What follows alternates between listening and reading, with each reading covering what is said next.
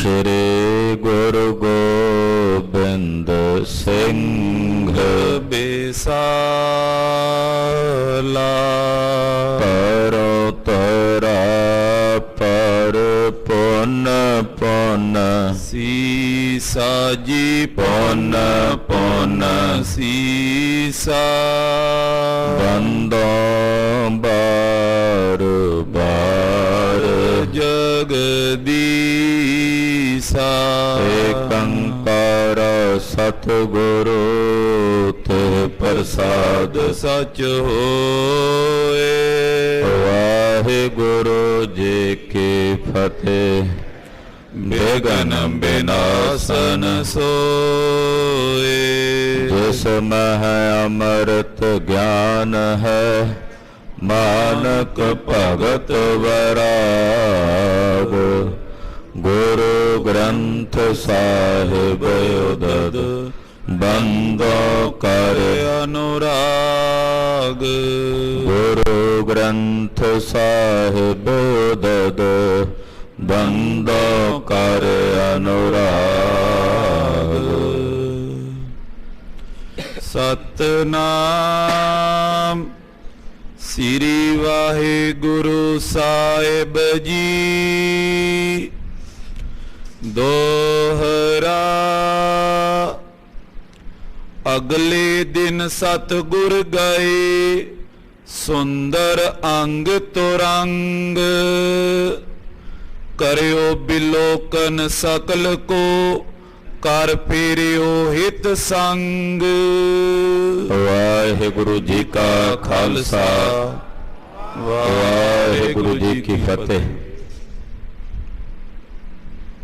ਪਤਿਤ ਪਾਵਨ ਭਗਤ ਵਛਲ ਕਿਰਪਾ ਨਿਧਾਨ ਅਨਾਥ ਨਾਥ ਜਗਤ ਗੁਰੂ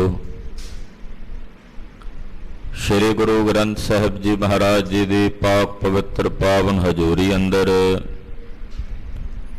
जुड़ बैठी गुरु की साजी और नवाजी हुई गुरु का खास रूप गुरु खालसा साध संगत जियो।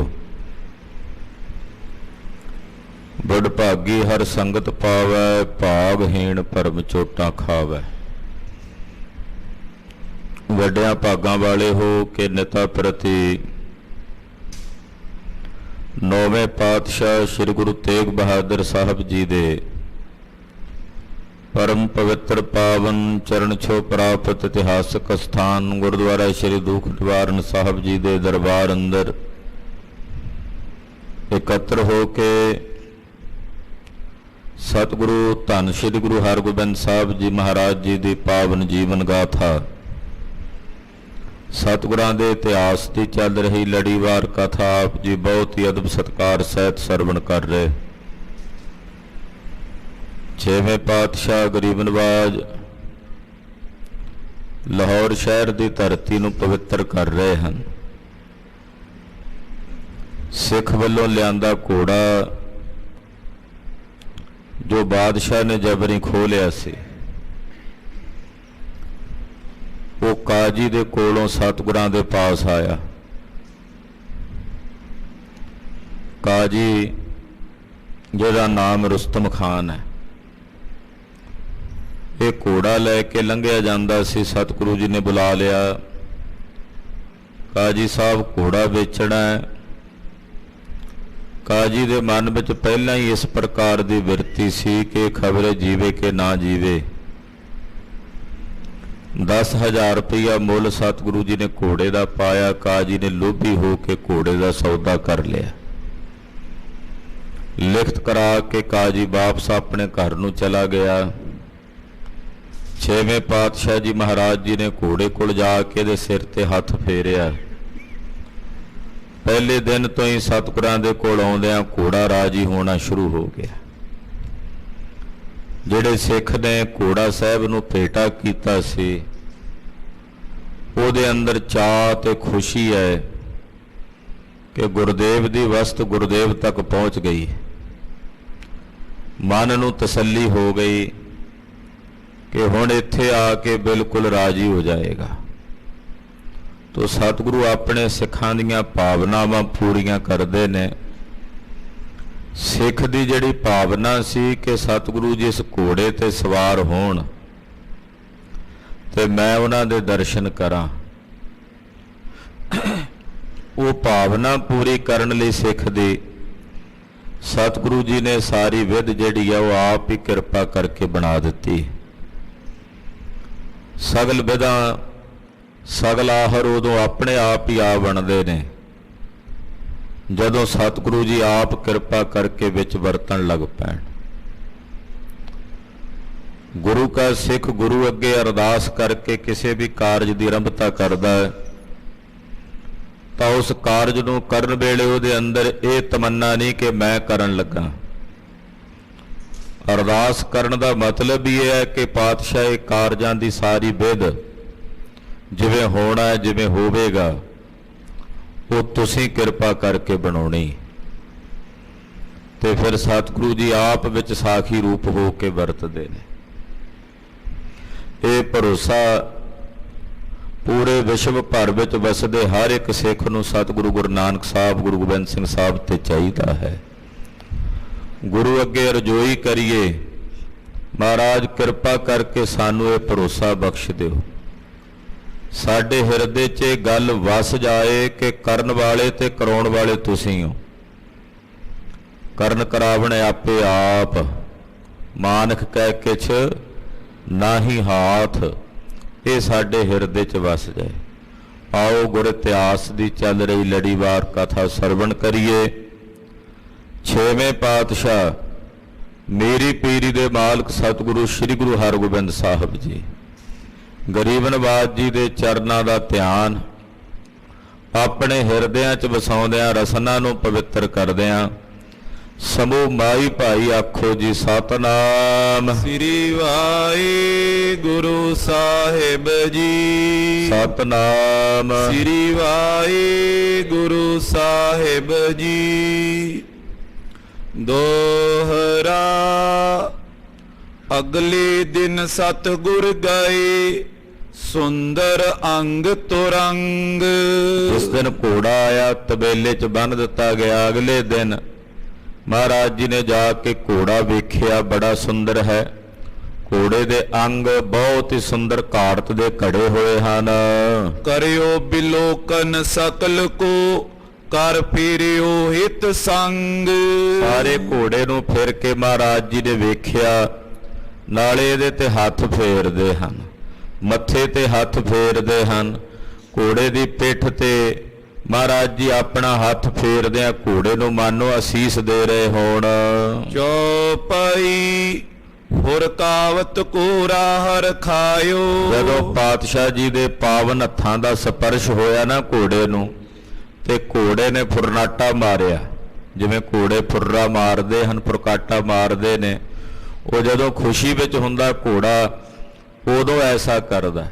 ਤੋ ਮਹਾਰਾਜ ਜੀ ਦੇ ਹੱਥਾਂ ਦਾ ਸਪਰਸ਼ ਪ੍ਰਾਪਤ ਕਰਦਿਆਂ ਘੋੜੇ ਨੇ ਆਪਣੀ ਖੁਸ਼ੀ ਪ੍ਰਗਟ ਕੀਤੀ ਹੈ। ਸਨੇ ਸਨੇ ਨਿਜ ਪਾਵ ਟਿਕਾਇਓ। ਜਿਹੜਾ ਪੈਰ ਇਹਨੇ ਪਿਛਲੇ ਕਈ ਦਿਨਾਂ ਤੋਂ ਥੱਲੇ ਜ਼ਮੀਨ ਤੇ ਨਹੀਂ ਸੀ ਲਾਇਆ, ਉਹਨੂੰ ਸਹਿਜੇ ਸਹਿਜੇ ਉਸੇ ਵਕਤ ਹੀ ਸਤਿਗੁਰਾਂ ਦਾ ਹੱਥ ਛੂਹਣ ਦੀ ਦੇਰੀ ਸੀ, ਇਹਨੇ ਥੱਲੇ ਜ਼ਮੀਨ ਤੇ ਲਾਣਾ ਸ਼ੁਰੂ ਕਰ ਦਿੱਤਾ।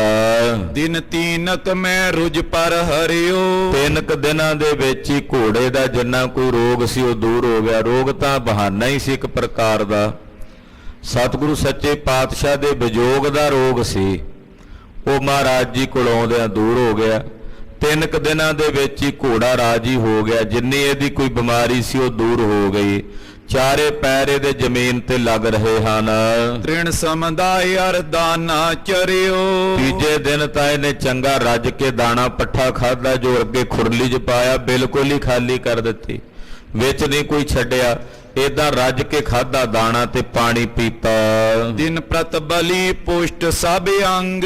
ਦਿਨ ਪ੍ਰਤੀ ਦਿਨ ਘੋੜਾ ਜਿਹੜਾ ਪਹਿਲਾਂ ਨਿੱਗਰ ਗਿਆ ਸੀ, ਉਹਦਾ ਸਰੀਰ ਦੁਰਬਲ ਕਮਜ਼ੋਰ ਹੋ ਗਿਆ ਸੀ। ਸਤਿਗੁਰਾਂ ਕੋਲ ਆਉਂਦਿਆਂ ਹੀ ਕਹਿੰਦੇ ਉਹਦਾ ਸਰੀਰ ਰਾਜੀ ਹੋਣ ਲੱਗ ਪਿਆ। ਦਿਨ ਪ੍ਰਤੀ ਦਿਨ ਮਹਾਰਾਜ ਜੀ ਦੇ ਸੇਵਾਦਾਰ ਘੋੜੇ ਨੂੰ ਨਿਹਾਰੀਆਂ ਦਿੰਦੇ ਨੇ, ਖੁਰਾਕ ਦਿੰਦੇ ਨੇ, ਦਾਣਾ ਦਿੰਦੇ ਨੇ, ਛੋਲੇ ਪਾਉਂਦੇ ਐ। ਕਹਿੰਦੇ ਵੇਖਦਿਆਂ ਵੇਖਦਿਆਂ ਘੋੜਾ ਬਿਲਕੁਲ ਨਰੋਆ ਹੋਣ ਲੱਗ ਪਿਆ। ਭਇਓ ਪ੍ਰਥਮ ਸਭ ਤਬੀ ਤੁਰੰਗ। ਜਿਵੇਂ ਘੋੜਾ ਪਹਿਲਾਂ ਸੀ ਨਾ, ਜਦੋਂ ਖਰੀਦਿਆ ਸੀ ਸਿੱਖ ਨੇ ਲੱਖ ਰੁਪਈਆ ਦੇ ਕੇ, ਕਹਿੰਦੇ ਇਨ ਬਿਨ ਉਸੇ ਤਰ੍ਹਾਂ ਦਾ ਹੀ ਹੋ ਗਿਆ, ਕੋਈ ਉਹਦੇ ਚ ਫਰਕ ਨਹੀਂ ਰਿਹਾ। ਸਤਿਗੁਰ ਸਵਰਨ ਜ਼ੀਨ ਪਵਾਇਓ। ਪਾਤਸ਼ਾਹ ਨੇ ਹੁਕਮ ਕੀਤਾ ਵੀ ਅੱਜ ਘੋੜੇ ਤੇ ਕਾਠੀ ਪਾਓ, ਸਿੱਖ ਦੀ ਭਾਵਨਾ ਪੂਰੀ ਕਰੀਏ। ਜਿਹੜਾ ਕਾਬਲ ਤੋਂ ਘੋੜਾ ਲੈ ਕੇ ਆਇਆ ਸੀ, ਮਹਾਰਾਜ ਜੀ ਦੇ ਹੁਕਮ ਨਾਲ ਘੋੜੇ ਤੇ ਸੋਨੇ ਦੀ ਕਾਠੀ ਪਾਈ ਗਈ। ਹੀਰਨ ਜੜਤੀ ਗਨ ਦਮਕਾਇਓ। ਕਾਠੀ ਦੇ ਵਿੱਚ ਬੜੇ ਸੋਹਣੇ ਕੀਮਤੀ ਹੀਰੇ ਜੜੇ ਹੋਏ ਚਮਕਦੇ ਹਨ। ਵਸਤਰ ਸ਼ਸਤਰ ਪਹਿਰਨ ਕਰ ਤਨ ਮੈਂ। ਸੋਹਣੇ ਬਸਤਰ, ਸੋਹਣੇ ਸ਼ਸਤਰ। ਧੰਨ ਗੁਰੂ ਹਰਗੋਬਿੰਦ ਸਾਹਿਬ ਜੀ ਮੀਰੀ ਪੀਰੀ ਦੇ ਮਾਲਕ ਸਤਿਗੁਰਾਂ ਨੇ ਆਪਣੇ ਤਨ ਤੇ ਸਰੀਰ ਤੇ ਧਾਰਨ ਕੀਤੇ ਹਨ।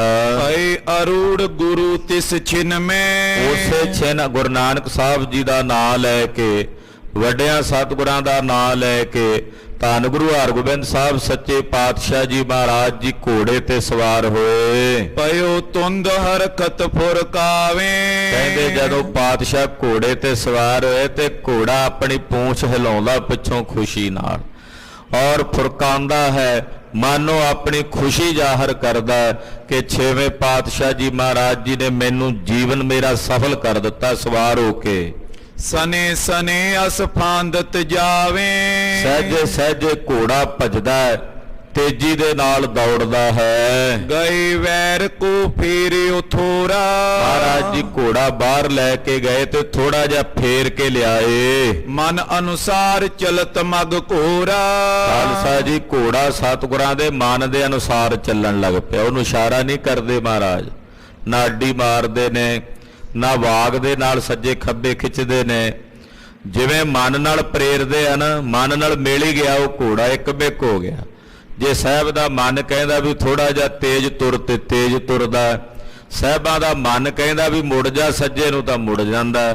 ਕਹਿੰਦੇ ਸਤਿਗੁਰਾਂ ਦੇ ਮਨ ਦੇ ਅਨੁਸਾਰ ਉਹ ਘੋੜਾ ਚੱਲਦਾ ਹੈ। ਸ਼ਾਰਤ ਹਾਥ ਪਾਵ ਕੀ ਕਰੇ। ਕਹਿੰਦੇ ਹੱਥਾਂ ਪੈਰਾਂ ਦੀ ਜਿਹੜੀ ਸ਼ਾਰਤ ਹੈ ਘੋੜੇ ਨੂੰ ਚਲਾਉਣ ਲਈ ਉਹ ਮਹਾਰਾਜ ਜੀ ਕਰਦੇ ਹਨ। ਨਟ ਸਮ ਗਿਨ ਗਿਨ ਪਾਇਨ ਤਰੇ। ਜਿਵੇਂ ਕੋਈ ਆ ਬਾਜੀਆਂ ਨਹੀਂ ਪਾਉਂਦੇ ਹੁੰਦੇ, ਨੱਟ ਜਿਹੜੇ ਨੱਚਦੇ ਹੁੰਦੇ, ਉਹ ਜਦੋਂ ਨੱਚਦੇ ਆ ਨਾ ਤੇ ਜਿਹੜਾ ਸਾਜ਼ ਨੱਚਦੇ ਉਹਦੇ ਦੇ ਨਾਲ ਪੈਰ ਮਿਲਾ ਕੇ ਤੇ ਗਿਣ ਗਿਣ ਕੇ ਪੈਰ ਰੱਖਦੇ, ਜਿਹਨੂੰ ਨਟਰਾਜ ਕਹਿੰਦੇ ਆ। ਭਾਰਤ ਨਿਰਤਿਅਮ ਨਾਮ ਨਾਲ ਇੱਕ ਜਿਹੜੀ ਪ੍ਰਕਾਰ ਦੀ ਨੱਚਣ ਦੀ ਪ੍ਰਕਿਰਿਆ ਹੈ, ਉਹ ਤਬਲੇ ਦੇ ਬੋਲਾਂ ਦੇ ਉੱਤੇ ਨੱਚਦੇ ਹੁੰਦੇ ਆ। ਕਹਿੰਦੇ ਉਹ ਗਿਣ ਗਿਣ ਕੇ ਪੈਰ ਧਰਦੇ। ਇਹ ਘੋੜਾ ਮਾਨੋ ਉਸ ਨਟਰਾਜ ਵਾਂਗੂ ਹੀ ਆਪਣੇ ਪੈਰ ਗਿਣ ਗਿਣ ਕੇ ਰੱਖਦਾ ਜ਼ਮੀਨ ਤੇ।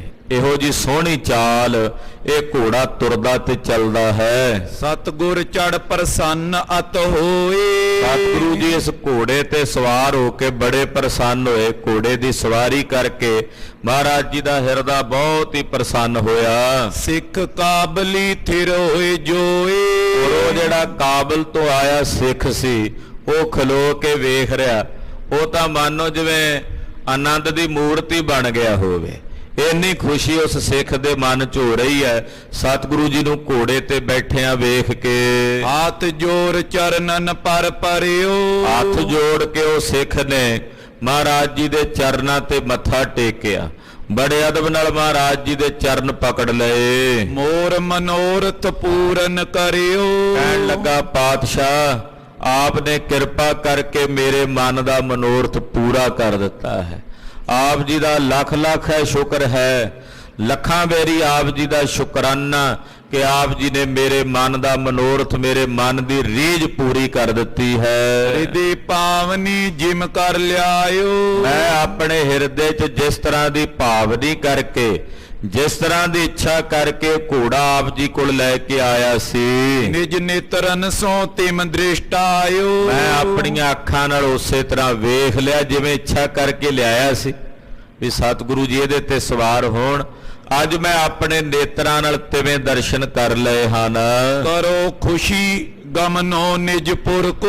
ਮਹਾਰਾਜ ਜੀ ਹੁਣ ਕਿਰਪਾ ਕਰਕੇ ਆਪ ਜੀ ਮੈਨੂੰ ਖੁਸ਼ੀਆਂ ਦਿਓ ਤਾਂ ਜੋ ਮੈਂ ਆਪਣੇ ਨਗਰ ਨੂੰ, ਆਪਣੇ ਘਰ ਨੂੰ, ਕਿਉਂਕਿ ਕਈ ਦਿਨਾਂ ਦਾ ਆਇਆ ਹਾਂ ਤੇ ਹੁਣ ਆਪ ਜੀ ਮੈਨੂੰ ਆਗਿਆ ਦਿਓ, ਖੁਸ਼ੀਆਂ ਦਿਓ ਵਾਪਸ ਜਾਣ ਲਈ। ਉਪਜੀ ਸ਼ਾਂਤ ਮਹਾ ਸੁਖ ਉਰ ਕੋ। ਮੇਰੇ ਹਿਰਦੇ ਨੂੰ ਸ਼ਾਂਤੀ ਮਿਲ ਗਈ ਹੈ, ਮੇਰੇ ਹਿਰਦੇ ਨੂੰ ਹੁਣ ਬਿਲਕੁਲ ਸਕੂਨ ਮਿਲ ਗਿਆ ਕਿ ਸਤਿਗੁਰੂ ਸੱਚੇ ਪਾਤਸ਼ਾਹ ਨੇ ਮੇਰੀ ਕਾਮਨਾ ਪੂਰੀ ਕਰ ਦਿੱਤੀ ਹੈ। ਸਿੱਖ ਕੀ ਸ਼ਰਧਾ ਅਰਪਿਖ ਪ੍ਰੇਮ। ਸਤਿਗੁਰੂ ਜੀ ਨੇ ਇਸ ਕਾਬਲੀ ਸਿੱਖ ਦੇ ਮਨ ਦੀ ਸ਼ਰਧਾ ਔਰ ਇਹਦੇ ਹਿਰਦੇ ਦਾ ਪ੍ਰੇਮ ਵੇਖਿਆ ਹੈ। ਸ਼੍ਰੀ ਹਰਗੋਬਿੰਦ ਬਖਸ਼ੀ ਛੇਮ। ਧੰਨ ਗੁਰੂ ਹਰਗੋਬਿੰਦ ਸਾਹਿਬ ਜੀ ਮਹਾਰਾਜ ਜੀ ਨੇ ਇਸ ਸਿੱਖ ਨੂੰ ਛੇਮ ਕਹਿੰਦੇ ਆ, ਕਲਿਆਣ ਨੂੰ, ਖੁਸ਼ੀ ਨੂੰ। ਮਹਾਰਾਜ ਸੱਚੇ ਪਾਤਸ਼ਾਹ ਨੇ ਇਸ ਸਿੱਖ ਨੂੰ ਖੁਸ਼ੀਆਂ ਬਖਸ਼ੀਆਂ ਹਨ। ਜਿਵੇਂ ਅੱਜ ਅੰਮ੍ਰਿਤ ਵੇਲੇ ਪਾਤਸ਼ਾਹ ਨੇ ਹੁਕਮਨਾਮਾ ਬਖਸ਼ਿਆ, ਰਾ ਬਨਾਸੀ ਖੇਮ ਚਾਹੇ ਜੇ ਨਾਨਕ ਤਾਂ ਸਦਾ ਸਿਮਰ ਨਾਰਾਇਣ। ਅਬਨਾਸੀ ਖੇਮ ਦਾ ਮਤਲਬ ਹੈ ਖੁਸ਼ੀ। ਅਬਨਾਸੀ ਜਿਹਦਾ ਕਦੇ ਨਾਸ ਨਹੀਂ ਹੁੰਦਾ, ਐਸਾ ਸੁੱਖ। ਉਹ ਸੁੱਖ ਮਹਾਰਾਜ ਜੀ ਨੇ ਇਸ ਕਾਬਲ ਤੋਂ ਆਏ ਸਿੱਖ ਨੂੰ ਬਖਸ਼ਿਆ ਹੈ। ਪਇਓ ਨਿਹਾਲ ਪਨਿਓ ਸ਼੍ਰੀ ਮੁਖ ਤੇ। ਸਤਿਗੁਰੂ ਜੀ ਨੇ ਮੁਖੋਂ ਬਚਨ ਕੀਤਾ, ਸਿੱਖਾ ਤੂੰ ਨਿਹਾਲ। ਛੇਵੇਂ ਪਾਤਸ਼ਾਹ ਨੇ ਬਸ ਇੰਨਾ ਹੀ ਕਿਹਾ, ਸਿੱਖਾ ਤੂੰ ਨਿਹਾਲ। ਸੁਣਦਿਆਂ ਸਾਰ ਸਿੱਖ ਦੀ ਸੁਰਤ ਨਿਹਾਲ ਹੋ ਗਈ, ਮਨ ਤਨ ਨਿਹਾਲ ਹੋ ਗਿਆ। ਛੂਟਿਓ ਜਨਮ ਮਰਨ ਕੇ ਦੁੱਖ ਤੇ। ਜਨਮ ਤੇ ਮਰਨ ਦੇ ਵੱਡੇ ਦੁੱਖ ਤੋਂ ਇਹ ਸਿੱਖ ਛੁੱਟ ਗਿਆ। ਜਦੋਂ ਸਾਹਿਬਾਂ ਆਖਿਆ ਤੂੰ ਨਿਹਾਲ ਸਿੱਖਾ, ਇਹ ਸੁਣਦਿਆਂ ਸਾਰ ਉਹ ਸਿੱਖ ਜਨਮ ਤੇ ਮਰਨ ਦੇ ਬੰਧਨ ਤੋਂ ਮੁਕਤ ਹੋ ਗਿਆ, ਜਨਮ ਮਰਨ ਦੇ ਦੁੱਖ ਤੋਂ ਛੁੱਟ ਗਿਆ। ਹਿਰਦੇ ਪ੍ਰਕਾਸ਼ ਪਇਓ ਸੁਖ ਪਾਇਓ। ਹਿਰਦੇ ਨੂੰ ਪ੍ਰਕਾਸ਼ ਹੋ ਆਇਆ। ਇਸ ਕਰਕੇ ਨਹੀਂ ਕਿ ਲੱਖ ਰੁਪਏ ਦਾ ਘੋੜਾ ਲਿਆਇਆ ਤਾਂ ਉਹਨੂੰ ਇਹ ਪ੍ਰਕਾਸ਼ ਮਿਲਿਆ, ਇਸ ਕਰਕੇ ਕਿ ਗੁਰੂ ਸਾਹਿਬ ਜੀ ਨਾਲ ਉਹਨੇ ਪ੍ਰੇਮ ਕੀਤਾ। ਪ੍ਰੇਮ ਔਰ ਪ੍ਰੇਮ ਵੀ ਇਸ ਹੱਦ ਤੱਕ ਕਿ ਸਤਿਗੁਰੂ ਜੀ ਰੀਝ ਪਏ ਉਸ ਪ੍ਰੇਮ ਚ ਆ ਕੇ। ਕਦੇ ਵੀ ਮਨ ਚ ਇਹ ਸੰਕਲਪ ਨਾ ਹੋਵੇ ਵੀ ਅਸੀਂ ਕੋਈ ਚੰਗੀ ਮਹਿੰਗੀ ਵਸਤ ਦੇਾਂਗੇ ਤੇ ਸ਼ਾਇਦ ਗੁਰੂ ਸਾਹਿਬ ਸਾਡੇ ਤੇ ਵੱਧ ਕਿਰਪਾ ਕਰ ਦੇਣਗੇ, ਜੇ ਸਸਤੀ ਦੇਾਂਗੇ ਤੇ ਸ਼ਾਇਦ ਸਾਡੇ ਨਾਲ ਪ੍ਰੇਮ ਨਹੀਂ ਬਣਨਾ। ਨਾ ਸਤਿਗੁਰੂ ਕੋਈ ਵਸਤੂ ਵੇਖਦੇ ਆ, ਨਾ ਪਦਾਰਥ ਵੇਖਦੇ ਆ, ਨਾ ਗੁਣ ਵੇਖਦੇ ਆ, ਨਾ ਔਗਣ ਵੇਖਦੇ ਆ। ਸਤਿਗੁਰੂ ਜੀ ਵੇਖਦੇ ਆ ਤਾਂ ਕੇਵਲ ਸਿੱਖ ਦੇ ਅੰਦਰ ਦਾ ਪ੍ਰੇਮ ਵੇਖਦੇ ਆ। ਪ੍ਰੇਮ ਤੇ ਜਿੱਥੇ ਪ੍ਰੇਮ ਹੁੰਦਾ ਨਾ, ਉੱਥੇ ਸਭ ਕੁਝ ਆਪਣੇ ਮਾਲਕ ਤੋਂ ਨਿਛਾਵਰ ਕਰਨ ਦੀ ਬਿਰਤੀ ਪੈਦਾ ਹੁੰਦੀ। ਜਿਹਨੂੰ ਆਪਾਂ ਕਹਿੰਦੇ ਬਲਿਹਾਰ ਜਾਣਾ, ਪੜ ਭਾਵੇਂ ਆਪਾਂ ਰੋਜ਼ ਲੈਨੇ ਆ ਬਲਿਹਾਰੀ ਗੁਰੇ ਆਪਣੇ ਦਿਹਾੜੀ ਸਦਵਾਰ, ਪਰ ਅਸਲ ਖੇਡ ਬਲਿਹਾਰ ਜਾਣ ਦੀ ਉਦੋਂ ਬਣਦੀ ਹੈ ਜਦੋਂ ਹਿਰਦੇ 'ਚ ਪੂਰਨ ਪ੍ਰੇਮ ਜਾਗ ਪਵੇ ਤੇ ਆਪਣੇ ਗੁਰੂ ਤੋਂ ਆਪਣਾ ਆਪਾ ਨਿਛਾਵਰ ਕਰਨ ਦੀ ਬਿਰਤੀ ਪੈਦਾ ਹੋ ਜਾਏ। ਉਹੀ ਭਾਵਨਾ ਸੀ ਕਾਬਲ ਤੋਂ ਆਏ ਸਿੱਖ ਦੇ ਅੰਦਰ ਦੀ, ਜੋ ਮਹਾਰਾਜ ਛੇਵੇਂ ਪਾਤਸ਼ਾਹ ਨੇ ਤਤ ਛੇਨੀ ਇਸ ਸਿੱਖ ਨੂੰ ਨਿਹਾਲ ਕਰ ਦਿੱਤਾ। ਇਹਦੇ ਅੰਦਰ ਆਤਮਾ ਦਾ ਗਿਆਨ ਪ੍ਰਕਾਸ਼ਣ ਲੱਗ ਪਿਆ। ਪਾਵਨ ਪਾਦ ਪਦਮ ਲਪਟਾਇਓ। ਸਤਿਗੁਰੂ ਜੀ ਦੇ ਪਵਿੱਤਰ ਚਰਨ ਕਮਲਾਂ ਦੇ ਨਾਲ ਇਹ ਸਿੱਖ ਲਪਟ ਗਿਆ, ਘੁੱਟ ਕੇ ਮਹਾਰਾਜ ਜੀ ਦੇ ਚਰਨ ਪਕੜ ਲਏ। ਰਿਦ ਆਨੰਦ ਹੋਏ ਮਾਰਗ ਚਾਲਾ। ਹਿਰਦੇ 'ਚ ਆਨੰਦਿਤ ਹੋ ਕੇ ਸਤਿਗੁਰਾਂ ਦੀ ਖੁਸ਼ੀ ਲੈ ਕੇ ਇਹ ਸਿੱਖ ਕਾਬਲ ਨੂੰ ਵਾਪਸ ਤੁਰ ਪਿਆ। ਲਿਵ ਲਾਗੀ ਸਤਨਾਮ ਵਿਸਾਲਾ। ਔਰ ਜਦੋਂ ਵਾਪਸ ਤੁਰਿਆ ਤੇ ਸੱਚੇ ਨਾਮ ਦੇ ਵਿੱਚ ਲਿਵ ਲੱਗ ਗਈ, ਸੁਰਤ ਜੁੜ ਗਈ। ਵਾਹਿਗੁਰੂ ਵਾਹਿਗੁਰੂ ਵਾਹਿਗੁਰੂ। ਘਰ ਜਾਂਦਾ ਸੁਰਤ ਇਸੇ ਸ਼ਬਦ ਨਾਲ ਜੋੜ ਕੇ ਜਪਦਾ ਜਾ ਰਿਹਾ ਹੈ। ਗਿਓ ਆਪਨੇ ਗ੍ਰਹਿ ਰਖਾਇਓ। ਔਰ ਬੜੀ ਖੁਸ਼ੀ ਨਾਲ ਕਾਬਲ 'ਚ ਸਿੱਖ ਆਪਣੇ ਘਰ ਚਲਾ ਗਿਆ। ਅੰਤ ਸਮੇਂ ਸ਼ੁਭ ਪਦ ਕੋ ਪਾਇਓ। ਔਰ ਅੰਤਮ ਸਮੇਂ ਸ਼ੁਭ ਗਤੀ, ਜਿਸ ਨੂੰ ਪਰਮ ਪਦ ਵੀ ਕਹਿੰਦੇ ਆ, ਉਹ ਸ਼ੁਭ ਗਤੀ ਇਸ ਸਿੱਖ ਨੂੰ ਪ੍ਰਾਪਤ ਹੋ ਗਈ। ਗੁਰੂ ਤਬੇਲੇ ਸ਼ੁਭਤ ਤੁਰੰਗ। ਸਤਿਗੁਰੂ ਜੀ ਦੇ ਤਬੇਲੇ ਵਿੱਚ ਮਹਾਰਾਜ ਜੀ ਦਾ ਉਹ ਘੋੜਾ ਹੁਣ ਸ਼ੋਭਨੀਕ ਹੋ ਰਿਹਾ।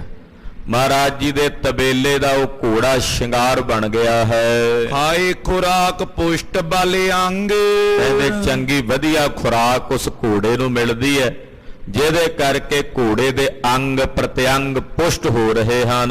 ਕਬ ਕਬ ਗੁਰ ਅਰੂੜ ਕਰ ਜਾਵੇਂ। ਕਦੇ ਕਦੇ ਸਤਿਗੁਰੂ ਜੀ ਉਸ ਘੋੜੇ ਤੇ ਸਵਾਰ ਹੋ ਕੇ ਚੱਲਦੇ ਨੇ ਜਾਂਦੇ ਹਨ ਕਰੇ ਅਖੀਰ ਹਰ ਕੇ ਉਪਜਾਵੇ ਔਰ ਸ਼ਿਕਾਰ ਖੇਡਦੇ ਨੇ ਸ਼ਿਕਾਰ ਖੇਡਦਿਆਂ ਖੁਸ਼ੀ ਪ੍ਰਗਟ ਕਰਦੇ ਹਨ ਬੁੱਢੇ ਆਦਿਕ ਸਿੱਖ ਅਸ਼ੇਸ਼ ਬ੍ਰਹਮ ਗਿਆਨੀ ਧੰਨ ਬਾਬਾ ਬੁੱਢਾ ਸਾਹਿਬ ਜੀ ਵੀ ਇੱਥੇ ਹਾਜ਼ਰ ਨੇ ਸਤਿਗੁਰਾਂ ਕੋਲ ਉਹਨਾਂ ਦੇ ਸਮੇਤ ਹੋਰ ਵੀ ਜਿੰਨੇ ਸਿੱਖ ਨੇ ਉਹ ਵੀ ਇੱਥੇ ਮਹਾਰਾਜ ਜੀ ਕੋਲ ਹਾਜ਼ਰ ਹਨ ਰਹੇ ਸਭਾ ਸਦ ਨਿਕਟ ਹਮੇਸ਼ ਬਾਬਾ ਬੁੱਢਾ ਸਾਹਿਬ ਬਾਬਾ ਬਿਧੀ ਚੰਦ ਸਾਹਿਬ ਭਾਈ ਜੇਠਾ ਜੀ ਭਾਈ ਪੈੜਾ ਜੀ ਲਗਾ ਜੀ ਭਾਈ ਪ੍ਰਾਣਾ ਜੀ ਭਾਈ ਬੱਲੂ ਜੀ ਇਹ ਭਾਈ ਜਾਤੀ ਮਲਕ ਜੀ ਵਰਗੇ ਮਹਾਂਪੁਰਖ ਇਹ ਹਰ ਵੇਲੇ ਹੀ ਸਤਿਗੁਰੂ 6ਵੇਂ ਪਾਤਸ਼ਾਹ ਦੀ ਸਭਾ ਵਿੱਚ ਮਹਾਰਾਜ ਜੀ ਦੇ ਕੋਲ ਰਹਿੰਦੇ ਹਨ ਬਹੁ ਪੂਰਬ ਤੇ ਸੰਗਤ ਆਵੇ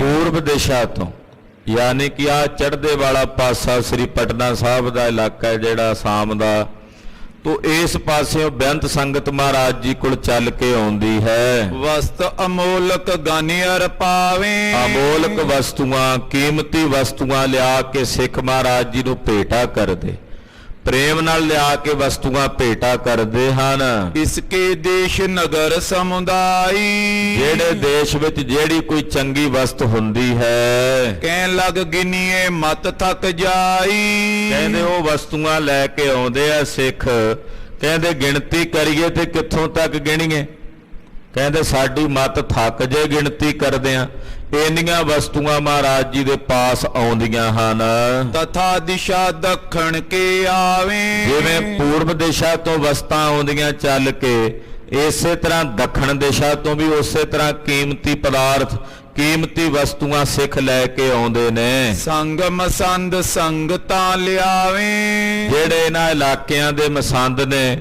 ਉਹ ਸੰਗਤਾਂ ਨੂੰ ਪ੍ਰੇਰ ਕੇ ਆਪਣੇ ਨਾਲ ਲੈ ਕੇ ਆਉਂਦੇ ਹਨ ਪਸ਼ਚਮਪੁਰ ਆਦਿਕ ਕਸ਼ਮੀਰ ਇੱਧਰ ਫਿਰ ਲਹਿੰਦੇ ਵਾਲੇ ਪਾਸਿਓਂ ਪੱਛਮ ਦਿਸ਼ਾ ਚੋਂ ਜਿਵੇਂ ਆ ਕਸ਼ਮੀਰ ਦਾ ਇਲਾਕਾ ਹੈ ਪੱਛਮ ਦੇ ਵਿੱਚ ਇਹ ਪੈ ਜਾਂਦਾ ਉੱਥੋਂ ਚੱਲ ਕੇ ਆਉਂਦੇ ਨੇ ਸਿੱਖ ਚਲੀ ਆਈ ਸੰਗਤ ਕੀ ਭੀੜ ਬੇਅੰਤ ਸੰਗਤਾਂ ਦੀ ਭੀੜ ਚੱਲ ਕੇ ਮਹਾਰਾਜ ਜੀ ਦੇ ਦਰਸ਼ਨਾਂ ਨੂੰ ਲਾਹੌਰ ਸ਼ਹਿਰ ਪਹੁੰਚਦੀ ਹੈ ਪਰਬਤ ਬਾਸੀ ਬਸਤ ਅਜਾਇਬ ਜਿਹੜੇ ਇਧਰ ਪਹਾੜ ਦੀ ਦਿਸ਼ਾ ਵਿੱਚ ਰਹਿਣ ਵਾਲੇ ਪਹਾੜਾਂ 'ਚ ਰਹਿਣ ਵਾਲੇ ਸਿੱਖ ਨੇ ਉਹ ਪਹਾੜਾਂ ਦੇ ਜਿਹੜੇ ਕੀਮਤੀ ਮੇਵੇ ਫਲ ਆਦਿਕ ਨੇ ਉਹ ਲੈ ਕੇ ਆਉਂਦੇ ਹਨ ਦਰਸ਼ਨ ਕਰੇ ਅਰਪ ਕਰ ਸਾਹਿਬ ਔਰ ਆ ਕੇ ਸਤਿਗੁਰੂ ਜੀ ਦੇ ਦਰਸ਼ਨ ਕਰਦੇ ਮਹਾਰਾਜ ਜੀ ਦੇ ਚਰਨਾਂ 'ਚ ਲਿਆ ਕੇ ਭੇਟਾਵਾਂ ਅਰਪਣ ਕਰਦੇ ਹਨ ਕਾਜ਼ੀ ਕੇ ਤਕ ਦਿਵਸ ਬਿਤਾਏ ਉਧਰ ਜਿਹੜਾ ਕਾਜੀ ਘੋੜੇ ਦਾ ਸੌਦਾ ਕਰਕੇ ਗਿਆ ਸੀ ਰੁਸਤਮ ਖਾਨ ਉਹਨੇ ਕੁਝ ਕੁ ਦਿਨ ਬਤੀਤ ਕੀਤੇ ਸਬਰ ਕਰਕੇ ਗੁਰ ਸਮੀਪ ਆਇਓ ਧਨ ਚਾਏ ਕੁਝ ਦਿਨਾਂ ਬਾਅਦ ਉਹਨੇ ਆਖਿਆ ਵੀ ਹੁਣ ਜਾ ਕੇ ਗੁਰੂ ਜੀ ਕੋਲੋਂ ਆਪਣੀ ਰਕਮ ਮੰਗਾ ਪੈਸੇ ਲਿਆਵਾਂ ਇਹ ਜਾ ਕੇ ਸਤਿਗੁਰਾਂ ਦੇ ਕੋਲ ਪਹੁੰਚਿਆ ਬੰਧਨ ਕਰ ਬੈਠਿਓ ਪੁੰਨ ਕਇਓ ਆ ਕੇ ਸਤਿਗੁਰਾਂ ਨੂੰ ਕਾਜੀ ਨੇ ਮੱਥਾ ਟੇਕਿਆ ਝੁਕ ਕੇ ਸਲਾਮ ਕਰਕੇ ਬੈਠ ਗਿਆ ਯਾ ਕੇ ਤਕ ਕੀਮਤ ਕੋ ਲਇਓ ਕਹਿਣ ਲੱਗਾ ਜੀ ਘੋੜਾ ਆਪ ਜੀ ਨੇ ਲੈ ਲਿਆ ਮੈਨੂੰ ਪਤਾ ਲੱਗਾ ਵੀ ਰਾਜੀ ਹੋ ਗਿਆ ਸੁਨਿਓ ਰੋਗ ਤਿਸ ਕੋ ਮਿਟ ਗਇਓ ਮੈਂ ਸੁਣਿਆ ਵੀ ਜਿਹੜਾ ਉਹਦਾ ਰੋਗ ਸੀ ਉਹ ਬਿਲਕੁਲ ਮਿਟ ਗਿਆ ਹੈ ਮੁਦ ਅਰੂੜ ਬੇਕੋ ਤੁਮ ਲਇਓ ਹੁਣ ਤਾਂ ਆਪ ਜੀ ਉਹਦੀ ਸਵਾਰੀ ਵੀ ਕਰਦੇ ਹੋ ਉਹਦੀ ਸਵਾਰੀ ਦਾ ਜਿਹੜਾ ਆਨੰਦ ਹੈ ਉਹ ਵੀ ਆਪ ਜੀ ਮਾਣਦੇ ਹੋ ਸਫਲ ਦੇਨ ਅਬ ਦੀਜੇ ਦਰਬਾਰ ਹੁਣ ਤਾਂ ਪੈਸੇ ਦੇਣੇ ਬਣਦੇ ਹੀ ਨੇ ਗੁਰੂ ਜੀ ਜਿਹੜਾ ਸੌਦਾ ਕੀਤਾ ਸੀ ਆਪ ਜੀ ਨੇ 10,000 ਰੁਪਇਆ ਦੇਣ ਦਾ ਉਹ ਤਾਂ ਹੁਣ ਆਪ ਜੀ ਨੂੰ ਦੇਣਾ ਬਣਦਾ ਹੀ ਹੈ ਕਇਓ ਆਪ ਦੇ ਇੱਕ ਬਿਰ ਸਰਬਾ ਤੁਸੀਂ ਕਿਹਾ ਸੀ ਵੀ ਮੈਂ ਇੱਕੋ ਵੇਰੀ ਦਿਆਂਗਾ ਇਕੱਠਾ ਦੇਵਾਂਗਾ ਸੁਨ ਕਰ ਸ਼੍ਰੀ ਮੁਖ ਤੇ ਫਰਮਾਇਓ ਜਦੋਂ ਕਾਜੀ ਨੇ ਗੱਲ ਕਹੀ ਸੁਣ ਕੇ ਧੰਨ ਗੁਰੂ ਹਰਗੋਬਿੰਦ ਸਾਹਿਬ ਜੀ ਮਹਾਰਾਜ ਜੀ ਬੋਲੇ ਅਬ ਲੋ ਇਤੋ ਨਹੀਂ ਤਨ ਆਇਓ ਮਹਾਰਾਜ ਜੀ ਕਹਿਣ ਲੱਗੇ ਕਾਜੀ ਸਾਹਿਬ ਹਾਲੇ ਇੰਨੀ ਮਾਇਆ ਇਕੱਤਰ ਨਹੀਂ ਹੋਈ ਕਿਉਂਕਿ ਜੋੜ ਮੇਲਾ ਨਹੀਂ ਆਇਆ ਕੋਈ ਹਾਲੇ ਤਾਂ ਸੰਗਤ ਆਉਂਦੀ ਹੈ ਪਰ ਕੋਈ ਜੋੜ ਮੇਲਾ ਹੋਵੇ ਉਦੋਂ ਵੱਧ ਸੰਗਤ ਹੁੰਦੀ ਹੈ ਵਿਸਾਖੀ ਦਾ ਪੁਰਬ ਆਵੇਗਾ ਤੇ ਹਾਲੇ ਇੰਨੀ ਮਾਇਆ ਇਕੱਤਰ ਨਹੀਂ ਹੋਈ ਜੋ ਆਇਓ 2-3 ਹਜ਼ਾਰ ਜਿਹੜੀ ਕੋਈ 2-4 ਹਜ਼ਾਰ ਰੁਪਇਆ ਆਇਆ ਹੈ ਬਨੇ ਨਾ ਦੇਬੋ ਅਲਪ ਵਿਚਾਰ ਤੈਨੂੰ ਦੇਣਾ ਬਣਦਾ ਨਹੀਂ ਕਿਉਂਕਿ ਥੋੜਾ ਤੂੰ ਕਹਿਣਾ ਵੀ ਇਕੱਠੇ ਲੈਣੇ ਹਾਲ। ਤੇਰੇ ਵਿਖੇ ਖਰਚ ਸਮੁਦਾਏ। ਤੇ ਨਾਲੇ ਜੇ ਤੂੰ ਕਹੇ ਵੀ ਮਾਇਆ ਇੱਥੇ ਬੇਅੰਤ ਆਉਂਦੀ ਹੈ, ਸੰਗਤ ਬਹੁਤ ਲੈ ਕੇ ਆਉਂਦੀ ਹੈ, ਜਿੰਨੇ ਆਉਂਦੀ ਆ ਉਹਨਾਂ ਖਰਚ ਵੀ ਆ ਬਹੁਤ। ਵੇਖ ਕਿੰਨੇ ਸਿਪਾਹੀ ਨੇ, ਫੌਜਾਂ ਨੇ, ਘੋੜੇ ਨੇ, ਟੱਬਰ ਦੇ ਵਿੱਚ 5-4 ਮੈਂਬਰ ਹੁੰਦੇ, ਉਹਨਾਂ ਦਾ ਖਰਚਾ ਨਹੀਂ ਮਾਣ ਹੁੰਦਾ। ਇੱਥੇ ਤਾਂ ਹਜ਼ਾਰਾਂ ਦੀ ਗਿਣਤੀ ਵਿੱਚ ਸੇਵਕ ਸਿੱਖ ਵਿਚਰਦੇ ਆ, ਰਹਿੰਦੇ ਆ, ਇਹਨਾਂ ਦਾ ਖਰਚ ਵੀ ਓਨਾ ਹੀ ਹੈ। ਦੇਗ ਸੁਦਾਸਰ ਅਧਿਕ ਚਲਾਏ। ਨਾਲੇ ਉੱਥੇ ਸ੍ਰੀ ਅੰਮ੍ਰਿਤਸਰ ਸਾਹਿਬ ਲੰਗਰ ਚੱਲਦਾ, ਲੰਗਰ ਦਾ ਹੀ ਖਰਚਾ ਨਹੀਂ ਮਾਣ ਹੁੰਦਾ। ਕਾਜੀ ਸਾਹਿਬ ਲੰਗਰ ਦੇ ਵਿੱਚ ਬਹੁਤ ਖਰਚ ਹੁੰਦਾ।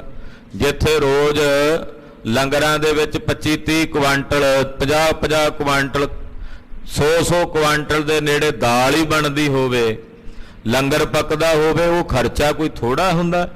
ਤੋ ਇਸ ਕਰਕੇ ਕਾਜੀ ਸਾਹਿਬ ਉੱਥੇ ਲੰਗਰਾਂ ਦੇ ਵਿੱਚ ਹੀ ਖਰਚ ਬਹੁਤ ਹੈ। ਗਨ ਸੈਨਾ ਕੋ ਖਰਚ ਵਿਸਾਲਾ। ਫਿਰ ਜਿਹੜੀ ਸਾਡੀ ਸੈਨਾ, ਇਹਨਾਂ ਨੂੰ ਤਨਖਾਹਾਂ ਦਿੰਨੇ ਆ ਅਸੀਂ, ਇਹਨਾਂ ਦੀ ਸੈਨਾ ਦਾ ਖਰਚ ਫਿਰ ਤਨਖਾਹ ਤੋਂ ਇਲਾਵਾ ਸੈਨਾ ਨੂੰ ਕੱਪੜੇ ਦੇਣੇ, ਸ਼ਸਤਰ ਲੈ ਕੇ ਦੇਣੇ, ਘੋੜੇ ਦੇਣੇ, ਉਹਨਾਂ ਦਾ ਵੀ ਬਹੁਤ ਖਰਚ ਹੈ। ਸਿਰੇ ਪਾਓ ਸਿੱਖਨ ਸਭ ਕਾਲਾ। ਫਿਰ ਜਿਹੜੇ ਸਿੱਖ ਆਉਂਦੇ ਆ ਉਹਨਾਂ ਨੂੰ ਸਿਰੇ ਪਾਓ ਦੇਣੇ, ਉਹ ਸਿਰੇ ਪਾਓ ਵੀ ਤਾਂ ਮੁੱਲ ਖਰੀਦੇ ਜਾਂਦੇ ਆ, ਉਹਨਾਂ ਦਾ ਵੀ ਖਰਚ ਹੈ। ਇਨ ਖਰਚਨ ਤੇ ਉਬਰੇ ਜੋਏ। ਸਾਰਾ ਖਰਚ ਕਰਨ ਤੋਂ ਬਾਅਦ ਜਿਹੜਾ ਕੁਝ ਬਚੇਗਾ, ਸੰਚਨ ਕਰੇ ਦੇਹ ਤੁਝ ਸੋਏ। ਉਹ ਅਸੀਂ ਇਕੱਠਾ ਕਰਾਂਗੇ ਤੇ ਹੌਲੇ ਹੌਲੇ ਇਕੱਠਾ ਕਰਕੇ 10,000 ਰੁਪਇਆ ਤੈਨੂੰ ਦੇ ਦਿਆਂਗੇ।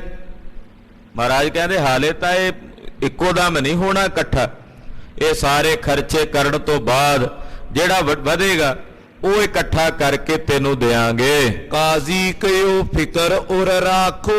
ਕਾਜੀ ਕਹਿਣ ਲੱਗਾ ਚਲੋ ਗੁਰੂ ਜੀ ਫਿਕਰ ਰੱਖਿਓ ਇਸ ਗੱਲ ਦਾ ਵੀ ਤੁਸੀਂ ਮੇਰੇ ਪੈਸੇ ਦੇਣੇ ਆ, ਇਹ ਗੱਲ ਦਾ ਭਾਰ ਤੁਸੀਂ ਆਪਣੇ ਦਿਮਾਗ ਤੇ ਜ਼ਰੂਰ ਰੱਖਿਓ। ਜੇ ਮੁਝ ਕੋ ਦੇਨੇ ਅਬਿਲਾਖੋ। ਜੇ ਤੁਸੀਂ ਦੇਣ ਦੀ ਅਬਿਲਾਖਾ ਰੱਖੋਗੇ ਨਾ ਵੀ ਅਸੀਂ ਕਾਜੀ ਦੇ ਪੈਸੇ ਦੇਣੇ ਨੇ, ਬਿਨਾ ਦੀਏ ਰਿਣ ਉਤਰੈ ਨਾਈ। ਤੇ ਤੁਹਾਡੇ ਮਨ 'ਚ ਖਿਆਲ ਰਵੇਗਾ ਤੇ ਤੁਸੀਂ ਜੋੜ ਵੀ ਲਓਗੇ। ਤੁਹਾਡੇ ਮਨ 'ਚ ਹੋਵੇਗਾ ਵੀ ਇਹ ਰਿਣ ਹੈ, ਇਹ ਕਰਜ਼ਾ ਹੈ, ਦਿੱਤੇ ਬਿਨਾ ਨਹੀਂ ਉਤਰਨਾ। ਸੰਕੋਖ ਸਕਲ ਖਰਚ ਕੇ ਮਾਈ। ਫਿਰ ਤੁਸੀਂ ਨਾ ਸਹਿਜੇ ਸਹਿਜੇ ਸ਼ੰਕਾ ਕਰੋਗੇ, ਜਿਹੜਾ ਖਰਚਾ ਹੈ ਘਟਾਓਗੇ ਵੀ ਕਾਜੀ ਦੇ ਪੈਸੇ ਦੇਣੇ ਆ, ਵੀ ਇਹ ਖਰਚ ਘਟਾਓਗੇ ਤੇ ਵੱਧ ਜੋੜੋਗੇ। ਇਮ ਕਹਿ ਗਿਓ ਕੁਛ ਕੁ ਦਿਨ ਬੀਤੇ। ਏਦਾਂ ਕਹਿ ਕੇ ਕਾਜੀ ਚਲਾ ਗਿਆ। ਕੁਝ ਕੁ ਦਿਨ ਹੋਰ ਇਸੇ ਤਰ੍ਹਾਂ ਬੀਤ ਗਏ। ਨਿਸ ਦਿਨ ਕਾਜ਼ੀ ਧਨ ਦਿਸ਼ ਚੀਤੇ।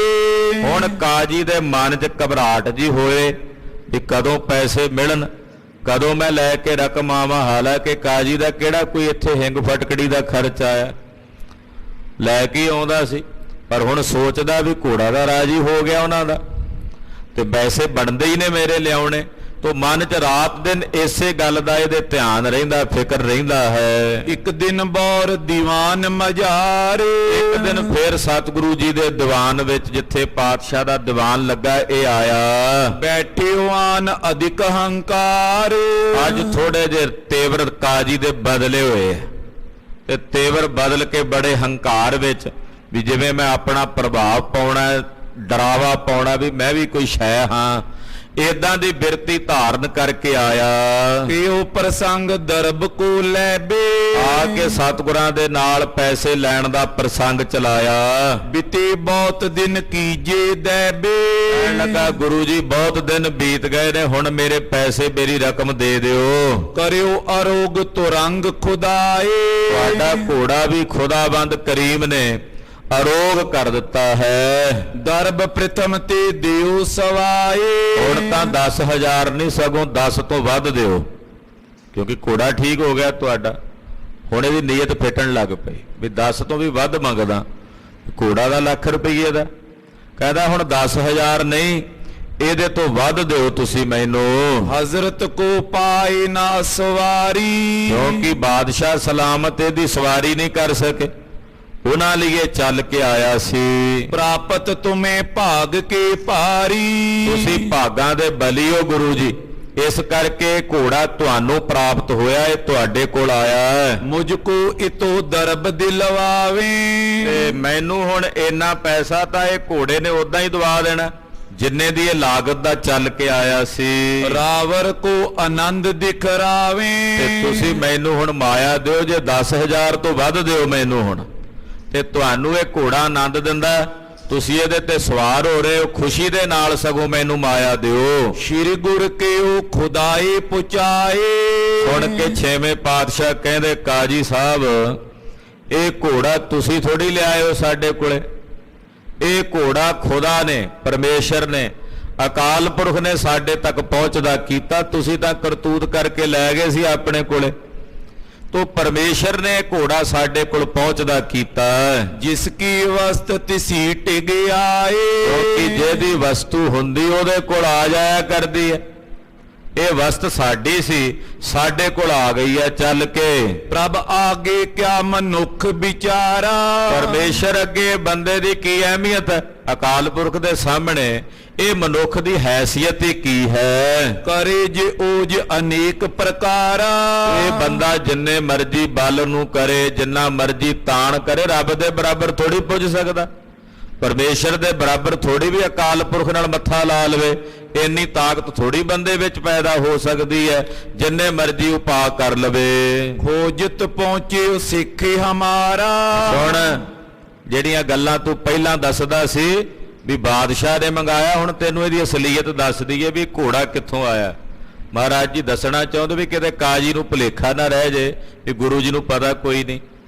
ਮਹਾਰਾਜ ਜੀ ਕਹਿੰਦੇ ਘੋੜਾ ਸਾਡਾ ਸਿੱਖ ਲਿਆਇਆ ਲੱਭ ਕੇ ਕਾਬਲ ਤੋਂ, ਕਾਬਲ ਦਾ ਰਹਿਣ ਵਾਲਾ ਸੀ ਉਹ ਸਾਡਾ ਸਿੱਖ, ਬਹੁਤ ਫਿਰਿਆ ਕਈ ਦੇਸ਼ਾਂ 'ਚ, ਕਈ ਇਲਾਕਿਆਂ 'ਚ ਫਿਰਦਾ ਫਿਰਦਾ ਰੋਮ ਦੇ ਇਲਾਕੇ 'ਚ ਫਿਰਦਾ ਪਹੁੰਚਿਆ। ਰੋਮ ਵਲਾਇਤ ਬੜੀ ਮਝਾਰਾ। ਜੋ ਰੋਮ ਵਲਾਇਤ ਦਾ ਦੇਸ਼ ਹੈ, ਜੋ ਵੱਡਾ ਕਿਹਾ ਜਾਂਦਾ ਹੈ, ਦਰਬ ਲੱਖ ਤੈਂ ਦੇ ਕਰ ਲਿਆਇਓ।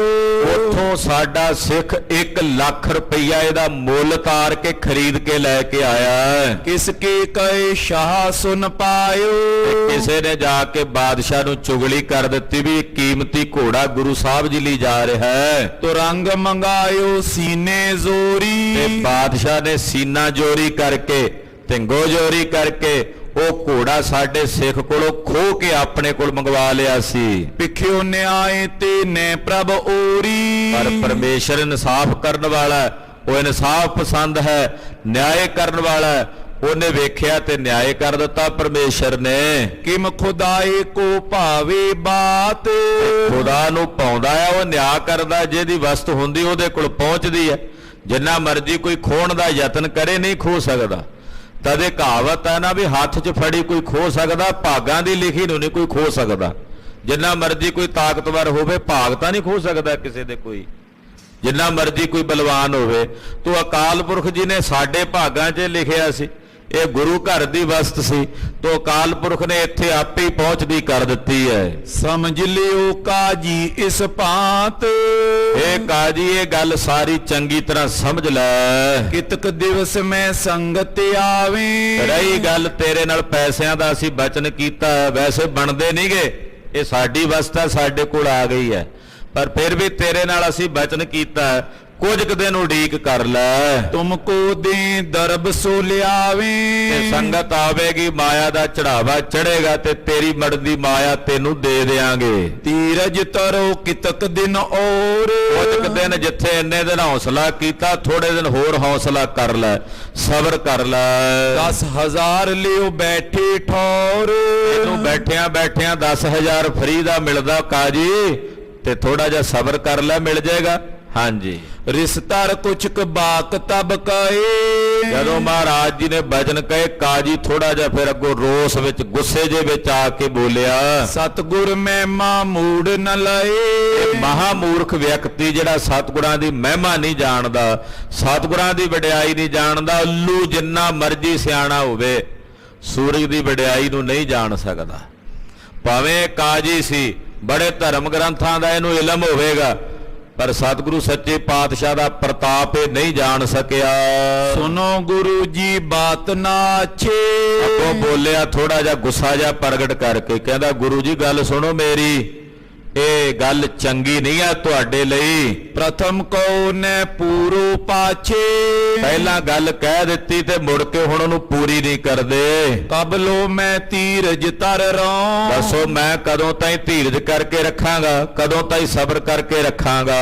ਕਿਰੰਕਾਲ ਪਾ ਦਰਬ ਨ ਲਾਉ, ਕਿੰਨੇ ਦਿਨ ਹੋ ਗਏ ਨੇ ਤੁਸੀਂ ਮੇਰੀ ਰਕਮ ਮੇਰਾ ਪੈਸਾ ਮੈਨੂੰ ਨਹੀਂ ਮੋੜਿਆ।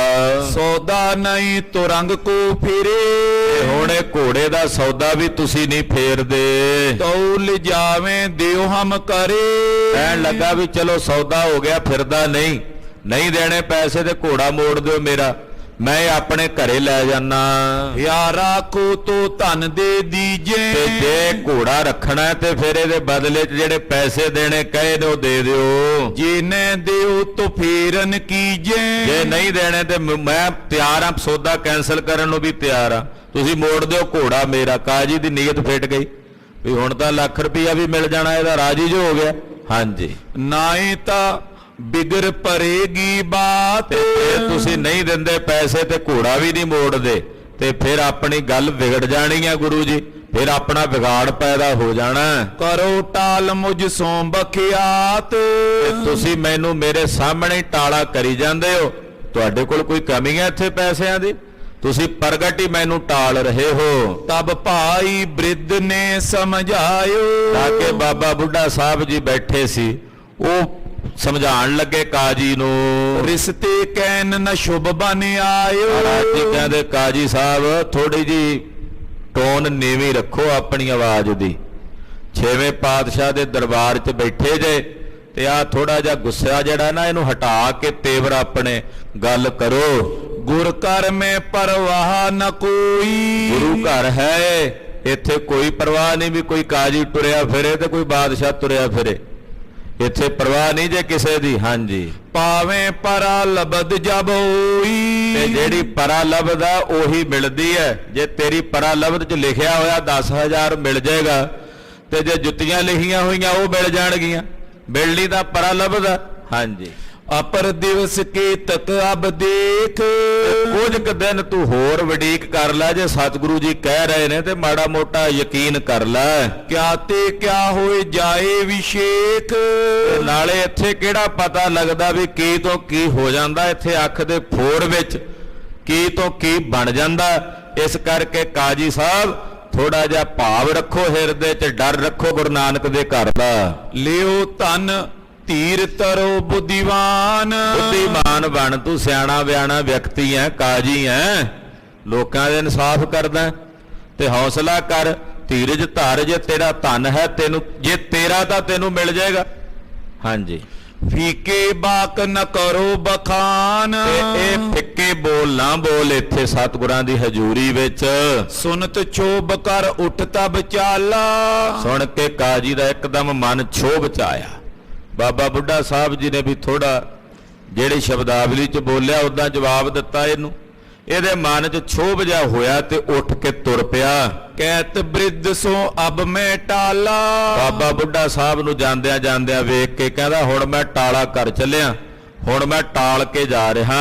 ਕਰੋ ਦਰਬ ਕੋ ਤਿਆਰ ਅਗਾਰੀ, ਮੈਂ ਜਦੋਂ ਅਗਲੀ ਵੇਰਾ ਆਵਾਂ ਤੇ ਉਦੋਂ ਮੇਰਾ ਪੈਸਾ ਤਿਆਰ ਰੱਖਿਓ। ਜਾਓ ਨ ਛੂਛੂ ਪੁਨ ਤਿਸ ਬਾਰੀ, ਜਦੋਂ ਮੈਂ ਦੁਬਾਰਾ ਆਵਾਂਗਾ ਤੇ ਖਾਲੀ ਨਹੀਂ ਜਾਵਾਂਗਾ, ਮੈਂ ਆਪਣਾ ਧਨ ਲੈ ਕੇ ਪਰਤਾਂਗਾ। ਇਤਿਆਦਿਕ ਬੋਲਤ ਚੱਲ ਗਏ, ਇਦਾਂ ਦੀਆਂ ਗੱਲਾਂ ਬੋਲਦਾ ਬੋਲਦਾ ਇਹ ਕਾਜੀ ਜਿਹੜਾ ਸੀ ਵਾਪਸ ਤੁਰ ਪਿਆ। ਮਨ ਮੈਂ ਗਿਣਤ ਅਨਿਕ ਵਿਦ ਭਇਓ, ਮਨ 'ਚ ਕਈ ਤਰ੍ਹਾਂ ਦੀਆਂ ਵਿਧਾਂ, ਕਈ ਤਰ੍ਹਾਂ ਦੀਆਂ ਸੋਚਾਂ ਇਹ ਸੋਚਦਾ ਜਾ ਰਿਹਾ ਹੈ। ਅਬ ਕੇ ਦੇਹ ਧਰੇ ਹੈ ਨੀਕੇ, ਸੋਚਦਾ ਵੀ ਜੇ ਹੁਣ ਦੇ ਦੇਣਗੇ ਨਾ ਅਗਲੀ ਵਾਰ ਜਦੋਂ ਆਵਾਂਗਾ ਤੇ ਫਿਰ ਤਾਂ ਰਵਾਂਗਾ ਇਹਨਾਂ ਨਾਲ ਸਹੀ, ਫਿਰ ਸਹੀ ਤਰੀਕੇ ਨਾਲ ਪੇਸ਼ ਆਵਾਂਗਾ। ਨਾਏ ਤਾਂ ਪਰੇ ਸ਼ਾਹ ਟਿਗ ਫੀਕੇ, ਤੇ ਜੇ ਨਾ ਦਿੱਤੇ ਤੇ ਫਿਰ ਮੈਨੂੰ ਬਾਦਸ਼ਾਹ ਨਾਲ ਗੱਲ ਕਰਨੀ ਪੈਣੀ, ਫਿਰ ਇਹਨਾਂ ਨੂੰ ਬਾਦਸ਼ਾਹ ਦੇ ਕੋਲ ਜਾ ਕੇ ਫਿੱਕਾ ਪੈਣਾ ਪਵੇਗਾ। ਲੈਹੋਂ ਦੇ ਜੋਰ ਤਨ ਸਾਰ, ਫਿਰ ਬਾਦਸ਼ਾਹ ਦੇ ਜ਼ੋਰ ਨਾਲ ਲੈ ਲਾਂਗਾ ਧਨ ਇਹਨਾਂ ਕੋਲੋਂ, ਬਾਦਸ਼ਾਹ ਦਾ ਜ਼ੋਰ ਵਿਖਾ ਕੇ ਫਿਰ ਇਹਨਾਂ ਕੋਲੋਂ ਧਨ ਲੈ ਲਵਾਂਗਾ। ਹਜ਼ਰਤ ਕੋ ਸਭ ਭੇਵ ਉਚਾਰੋ, ਤੇ ਇਹ ਸਾਰਾ ਭੇਦ ਜਿਹੜਾ ਮੈਂ ਬਾਦਸ਼ਾਹ ਨੂੰ ਦੱਸ ਦਿਆਂਗਾ ਵੀ ਇਦਾਂ ਉਹ ਘੋੜਾ ਜਿਹੜਾ ਤੈਂ ਦਿੱਤਾ ਸੀ ਮੈਨੂੰ ਉਹ ਮੈਂ ਗੁਰੂ ਜੀ ਨੂੰ ਦੇ ਦਿੱਤਾ, ਉਹ ਹੁਣ ਪੈਸੇ ਨਹੀਂ ਮੋੜਦੇ। ਇਹ ਸਾਰੀ ਗੱਲ ਮੈਂ ਬਾਦਸ਼ਾਹ ਨੂੰ ਦੱਸ ਦਿਆਂਗਾ। ਕਿਤਕ ਦਿਵਸ ਨੇ ਬਹੁਰੂ ਆਵਾ। ਇਸੇ ਤਰ੍ਹਾਂ ਕੁਝ ਕੁ ਦਿਨ ਹੋਰ ਬੀਤ ਗਏ। ਕਾਜੀ ਨੇ ਸਬਰ ਕੀਤਾ, ਰੱਖਿਆ ਕੁਝ ਦਿਨ। ਫਿਰ ਕੁਝ ਦਿਨਾਂ ਤੋਂ ਬਾਅਦ ਚੱਲ ਕੇ ਆਇਆ। ਰਾਤ ਦਿਵਸ ਇਸ ਧਨ ਮਨ ਲਾਵਾ। ਰਾਤ ਦਿਨ ਇਹੀ ਲਟਕ ਲੱਗੀ ਇਹਦੇ ਮਨ 'ਚ ਵੀ ਪੈਸੇ ਮਿਲ ਜਾਣ। ਇਸੇ ਪਾਸੇ ਹੀ ਧਿਆਨ ਕਾਜੀ ਦਾ ਲੱਗਾ ਹੋਇਆ। ਇਹਨੂੰ ਰੱਬ ਨਹੀਂ ਯਾਦ, ਪਰਮੇਸ਼ਰ ਨਹੀਂ ਯਾਦ, ਰੱਬ ਭੁੱਲਿਆ ਹੋਇਆ। ਪਹੁੰਚਿਓ ਪੁਨ ਦਿਨ ਢਰੇ ਦੁਪਹਿਰੇ। ਫਿਰ ਇੱਕ ਦਿਨ ਆ ਹੀ ਗਿਆ। ਨਹੀਂ ਜਦੋਂ ਟਿਕਿਆ ਗਿਆ ਘਰ ਤੇ ਦੁਪਹਿਰਾ ਜਿਹਾ ਢਲਿਆ ਹੋਇਆ ਸੀ। ਪਾਤਸ਼ਾਹ ਦੁਪਹਿਰੇ ਅਕਸਰ ਸੁੱਖ ਲੈਂਦੇ, ਆਰਾਮ ਕਰਦੇ ਸਨ। ਉਸ ਟਾਈਮ ਇਹ ਚੱਲ ਕੇ ਆਇਆ। ਸ਼੍ਰੀ ਗੁਰੂ ਹੋਤੇ ਸੇਜ ਪਰ ਠਹਿਰੇ। ਦੁਪਹਿਰਾ ਢਲਿਆ ਜੇ ਪਾਤਸ਼ਾਹ, ਕਿਉਂਕਿ ਦੁਪਹਿਰੇ ਆਰਾਮ ਕਰਦੇ। ਪਿਛਲੇ ਪਹਿਰਾ ਜਿਹੜਾ ਸ਼ਾਮ ਦਾ ਸਮਾਂ ਹੁੰਦਾ, ਮਹਾਰਾਜ ਜੀ ਤਿਆਰ ਹੁੰਦੇ ਤੇ ਪਾਤਸ਼ਾਹ ਜੀ ਹਾਲੇ ਆਪਣੀ ਸੇਜਾ ਤੇ ਬਿਰਾਜਮਾਨ ਸਨ, ਉੱਠੇ ਨਹੀਂ ਸਨ। ਬ੍ਰਿਧ ਬੈਠੇ ਹੋ ਜੈ ਗੁਰ ਕੋ ਪੂਰ। ਜਿੱਥੇ ਤੰਬੂ ਚ ਅੰਦਰ ਮਹਾਰਾਜ ਜੀ ਬਿਰਾਜੇ ਹੋਏ ਸੀ, ਬਾਹਰ ਬਾਬਾ ਬੁੱਢਾ ਸਾਹਿਬ ਜੀ ਜਿਵੇਂ ਪਹਿਰੇ ਤੇ ਬੈਠੇ, ਇਦਾਂ ਕਹਿ ਲੋ ਵੀ ਬਾਬਾ ਜੀ ਬੜੇ ਸਤਿਗੁਰਾਂ ਦੇ ਦਰਵਾਜ਼ੇ ਦੇ ਉੱਤੇ ਵੀ ਕੋਈ ਆਵੇ ਜਾਵੇ ਨਾ, ਆਪ ਬੈਠੇ ਨਿਗਰਾਨੀ ਵਜੋਂ। ਤੋ ਬਾਬਾ ਬੁੱਢਾ ਸਾਹਿਬ ਜੀ ਬਾਹਰ ਦਰਵਾਜ਼ੇ ਤੇ ਬੈਠੇ ਹੋਏ ਸਨ। ਅਪਰ ਸਮੀਪ ਨ ਸਿੱਖ ਤਿਸ ਠੋਰ। ਪਰਮੇਸ਼ਰ ਵੱਲੋਂ ਹੀ ਕੋਈ ਉੱਥੇ ਹੋਰ ਸਿੱਖ ਨਹੀਂ, ਬਾਕੀ ਜਿੰਨੇ ਸਿਪਾਹੀ ਸਿੱਖ ਉਹ ਆਪੋ ਆਪਣੇ ਕੰਮਾਂ ਕਾਰਾਂ 'ਚ ਕੋਈ ਘੋੜੇ ਸਾਂਭ ਰਿਹਾ, ਕੋਈ ਲੰਗਰ ਤਿਆਰ ਕਰ ਰਿਹਾ, ਉਹ ਸਭ ਲੱਗੇ ਹੋਏ ਤੇ ਬਾਬਾ ਜੀ ਉੱਥੇ ਬੈਠੇ ਰੱਬ ਕਰ ਰਹੇ ਦਰਵਾਜ਼ੇ ਤੇ। ਹਾਂਜੀ, ਬੈਠਿਓ ਕਾਜੀ ਕਿਉ ਸੁਨਾਏ। ਤੇ ਕਾਜੀ ਆ ਗਿਆ ਇੰਨੇ ਨੂੰ ਮਹਾਰਾਜ ਜੀ ਦੇ ਤੰਬੂ ਦੇ ਕੋਲ ਜਿੱਥੇ ਬਾਬਾ ਜੀ ਬੈਠੇ ਸੀ। ਕਾਜੀ ਆ ਕੇ ਬੋਲਿਆ, ਹਮ ਗੁਰ ਟਿਗ ਚਾਹਤ ਅਬ ਜਾਏ। ਕਹਿੰਦਾ ਤੁਸੀਂ ਜੀ ਇੱਥੇ ਮੇਨ ਕਾਮਦਾਰ ਹੋ, ਮੁਖੀ ਹੋ ਇੱਥੇ ਗੁਰੂ ਘਰ ਦੇ। ਪਤਾ ਸੀ ਉਹਨੂੰ ਵੀ ਬਾਬਾ ਬੁੱਢਾ ਸਾਹਿਬ ਮੁਖੀ ਨੇ ਇੱਥੇ, ਸਾਰੇ ਘਰ ਵਿੱਚ ਇਹਨਾਂ ਦਾ ਬੜਾ ਅਦਬ ਸਤਿਕਾਰ ਹੈ। ਕਹਿਣ ਲੱਗਾ ਜੀ ਮੈਂ ਅੰਦਰ ਗੁਰੂ ਜੀ ਕੋਲ ਜਾਣਾ ਚਾਹੁੰਦਾ ਹਾਂ। ਦਿਵਸ ਬਿਤਾਏ ਕਿਤੇ ਅਮਾਏ। ਦੇਖੋ ਹੁਣ ਤਾਂ ਕਈ ਦਿਨ ਹੋਰ ਲੰਘ ਗਏ ਨੇ, ਮੈਂ ਕਈ ਦਿਨਾਂ ਤੋਂ ਬਾਅਦ ਟਾਲ ਕੇ ਅੱਜ ਆਇਆ ਹਾਂ। ਚਾਹਤੇ ਆਪਣੋ ਤਨ ਪਾਏ। ਮੈਂ ਹੁਣ ਅੱਜ ਆਪਣਾ ਪੈਸਾ, ਆਪਣੀ ਰਕਮ ਲੈ ਕੇ ਹੀ ਜਾਣਾ। ਸੁਨ ਬ੍ਰਿਧ ਕੇ ਉਹ ਨਾ ਬਿਲ ਬੇਕਾਲ। ਬਾਬਾ ਬੁੱਢਾ ਸਾਹਿਬ ਜੀ ਕਹਿਣ ਲੱਗੇ ਕਾਜੀ ਸਾਹਿਬ ਆਇਓ, ਕੋਈ ਗੱਲ ਨਹੀਂ, ਪਰ ਹੁਣ ਇਸ ਵੇਲੇ ਮਿਲਣ ਦਾ ਟਾਈਮ ਨਹੀਂ ਹੈ, ਕਿਉਂਕਿ ਸਤਿਗੁਰੂ ਜੀ ਬਿਰਾਜੇ ਹੋਏ ਨੇ ਤੇ ਮਹਾਰਾਜ ਜੀ ਦੇ ਬਿਰਾਜਣ ਦੇ ਸਮੇਂ ਤੈਨੂੰ ਕਿਵੇਂ ਮਿਲਾ ਸਕਦੇ? ਜਦੋਂ ਦੀਵਾਨ ਲੱਗੇਗਾ ਆ ਜਾਈ। ਸ਼ਾਮ ਨੂੰ ਮਹਾਰਾਜ ਜੀ ਦਾ ਦੀਵਾਨ ਸਜਣਾ ਵੀ ਆਹ ਹੁਣ ਮਿਲਣ ਦਾ ਸਮਾਂ ਥੋੜੀ ਹੈ, ਸਤਿਗੁਰੂ ਜੀ ਬਿਰਾਜੇ ਹੋਏ ਨੇ। ਪੁਨ ਆਵੋ ਲਿਓ ਦਰਬ ਕਿਰਪਾਲ। ਤੇ ਕਾਜੀ ਸਾਹਿਬ ਆ ਜਾਓ, ਜੇ ਦੁਬਾਰਾ ਥੋੜਾ ਸਮਾਂ ਅਟਕ ਕੇ ਆ ਜਾਓ, ਜਿਹੜੀ ਤੁਹਾਡੀ ਰਕਮ ਬਣਦੀ ਆ ਉਹ ਲੈ ਜਾਇਓ। ਅਬ ਸੇਜ ਪਰ ਗੁਰ ਬਿਸਰਾਮੀ। ਇਸ ਵੇਲੇ ਤਾਂ ਸਤਿਗੁਰੂ ਅੰਦਰ ਸੇਜਾ ਤੇ ਬਿਰਾਜੇ ਹੋਏ, ਮਹਾਰਾਜ ਜੀ ਸੁਖਾਸਣਾ ਤੇ ਨੇ, ਤੋ ਪਾਤਸ਼ਾਹ ਬਿਰਾਜੇ ਹੋਏ ਨੇ, ਤੂੰ ਉਹਨਾਂ ਨੂੰ ਕਿਵੇਂ ਬੇਆਰਾਮ ਕਰ ਸਕਦਾ? ਇਸ ਵੇਲੇ ਨਹੀਂ ਤੂੰ ਉਹਨਾਂ ਨੂੰ ਮਿਲ ਸਕਦਾ, ਇਹ ਯੋਗ ਨਹੀਂ ਹੈ। ਉਹ ਨਾ ਉਠਾਏ ਸਕੇ ਅਸ ਕਾਮੀ। ਜਿੰਨਾ ਮਰਜੀ ਕੋਈ ਜ਼ਰੂਰੀ ਕੰਮ ਹੋਵੇ, ਜੇ ਸਤਿਗੁਰੂ ਬਿਰਾਜੇ ਹੋਏ ਨੇ, ਕਿਸੇ 'ਚ ਤਾਕਤ ਨਹੀਂ ਵੀ ਜਾ ਕੇ ਉਹਨਾਂ ਨੂੰ ਕੋਈ ਉਠਾਵੇ। ਇਹ ਵੱਡਿਆਂ ਦਾ ਸਤਿਕਾਰ ਹੁੰਦਾ, ਉਹਨਾਂ ਦਾ ਅਦਬ ਹੁੰਦਾ। ਐਸਾ ਥੋੜੀ ਆ ਵੀ ਕੋਈ ਤੇਰੇ ਵਰਗਾ ਆਵੇ ਤੇ ਆ ਕੇ ਉਠਾ ਦੇਵੇ, ਏਦਾਂ ਹੀ ਕਿਸੇ 'ਚ ਤਾਕਤ ਨਹੀਂ। ਕਾਜੀ ਰਿਸ ਕਰ ਗਿਰਾ ਉਚਾਰੀ। ਜਦੋਂ ਬਾਬਾ ਜੀ ਨੇ ਬਾਬਾ ਜੀ ਨੇ ਸੁਭਾਵਿਕ ਗੱਲ ਕਹੀ ਵੀ ਯੋਗ ਨਹੀਂ ਹੈ ਸਤਿਗੁਰੂ ਬਿਰਾਜ। ਆਮ ਸਧਾਰਨ ਬੰਦਾ ਵੀ ਸੁੱਤਾ ਹੋਵੇ ਤੇ ਸਿਆਣਾ ਬੰਦਾ ਲੱਖ ਵਾਰੀ ਸੋਚਦਾ ਵੀ ਇਹਨੂੰ ਕਿਉਂ ਉਠਾਉਣਾ। ਉਹ ਕਹਿੰਦੇ ਕਿਸੇ ਸੁੱਤੇ ਪਏ ਵਿਅਕਤੀ ਨੂੰ ਜਿਹੜਾ ਕੋਈ ਆਰਾਮ ਕਰਦਾ ਹੋਵੇ ਵੀ ਜਾ ਕੇ ਜ਼ਬਰਦਸਤੀ ਉਹਨੂੰ ਉਠਾਉਣਾ ਕਤਲ ਦੇ ਬਰਾਬਰ ਹੁੰਦਾ। ਵੀ ਮੰਨ ਲਓ ਕਤਲ ਹੀ ਕਰਤਾ, ਅਗਲੇ ਦੀ ਨੀਂਦ ਖਰਾਬ ਕਰ ਦੇਣੀ, ਇਹ ਯੋਗ ਨਹੀਂ ਹੈ, ਸਹੀ ਨਹੀਂ ਹੈ। ਤੇ ਇਹ ਤਾਂ ਫਿਰ ਦੀਨ ਦੁਨੀਆ ਦੇ ਸ਼ਹਿਨਸ਼ਾਹ ਨੇ, ਪਾਤਸ਼ਾਹ ਨੇ, ਇਦਾਂ ਥੋੜੀ ਜਿਹੜਾ ਮਰਜੀ ਤੇਰੇ ਵਰਗਾ ਆਵੇ ਤੇ ਆ ਕੇ ਉਠਾ ਦੇਵੇ। ਬਾਦਸ਼ਾਹ ਨੇ, ਪਾਤਸ਼ਾਹ ਨੇ।